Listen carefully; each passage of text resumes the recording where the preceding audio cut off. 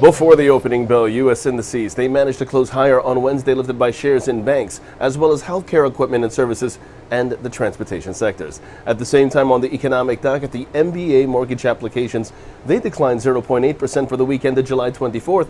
This from 4.1% the previous week. Wholesale inventories falling 2% in the June preliminary read, and pending home sales rising 16.6%, all while the Federal Reserve kept the federal funds target rate at 0 to 0.25% as expected. All while 85% of S&P 500 constituents traded higher Wednesday. Now, taking a look at the markets after hours, UPS jumping before hours after reporting second quarter adjusted EPS up to $2.13, strongly exceeding forecasts of $1.96 a year earlier. Sales up 14% to $20.5 billion above expectations. PayPal, meanwhile, releasing second quarter adjusted EPS of $1.07, beating forecasts up from 72 cents a year ago on net revenue of $5.3 billion US dollars.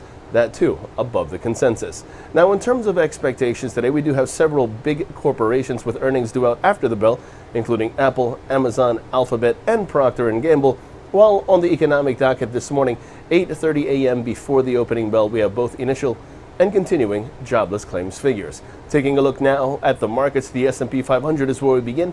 That sees the downside prevail, and that's in focus as the immediate trend remains down and the momentum is strong. Short positions below 32.36 are favored, with targets at 32.04 and 31.91 in extension. The Nasdaq, meanwhile, that sees the downside prevail, while the Dow Jones at the same time sees the downside prevail as well.